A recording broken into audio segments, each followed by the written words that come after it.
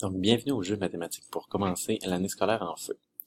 Ici, on a un jeu qui vise le réchauffement en mathématiques pour les élèves de secondaire 2 en début d'année. Donc, on va pouvoir peser sur le drapeau pour commencer le jeu. Donc, le personnage nous accueille. Bienvenue au jeu mathématique. Ici, il dit que c'est une occasion pour se réchauffer.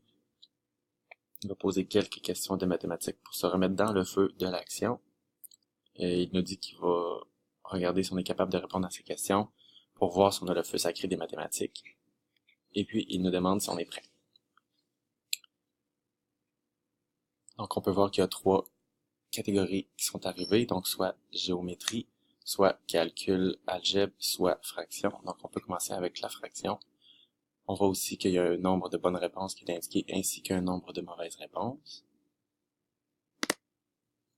Donc, toujours le titre qui est indiqué. Il y a le bouton menu qui est apparu, qui va pouvoir nous permettre de revenir au menu si l'élève est tanné de répondre aux questions.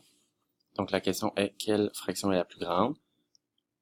Donc, ici, la fraction est 11/14e. Donc, l'élève peut tout simplement cliquer sur la bonne réponse pour confirmer. Donc, en cliquant sur la bonne réponse, le personnage nous dit que c'est une bonne réponse. Il nous envoie la deuxième question. Ici, c'est quelle est la plus petite? Par exemple, je décide de me tromper et je réponds 9/10. Et il nous dit 18 mauvaises réponses et on peut réessayer. Donc, la plus petite était 2/13 et ainsi de suite. Donc, il nous pose les plus grandes et les plus petites.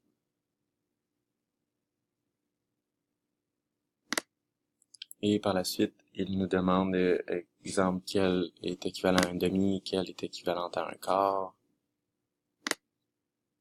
Et puis, il nous permet de répondre avec des questions, avec des grillages pour voir quelle fraction représente la partie grisée. Donc, retour au menu comme ça ici. Donc, on peut aller dans la section Géométrie. Donc, dans la section géométrie, on a tout d'abord des questions sur les angles. Donc, on nous demande quelle sorte d'angle correspond ici l'image qui nous est donnée. Donc, l'élève doit choisir parmi les 4 choix de réponse. On a plusieurs questions sur les angles. On voit que nos réponses augmentent au fur et à mesure qu'on a les bonnes réponses. Si je décide de me tromper, il me demande encore de réessayer. Donc, on a toujours plusieurs chances pour réussir. Donc, si je passe toutes les questions sur les angles, j'arrive par la suite aux questions par rapport à nos triangles.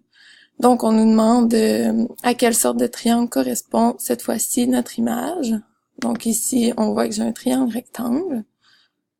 L'élève doit passer les 4 sortes de triangles pour ensuite arriver aux autres questions. Donc finalement, isocièle. Ensuite, on nous demande les sortes de quadrilatères.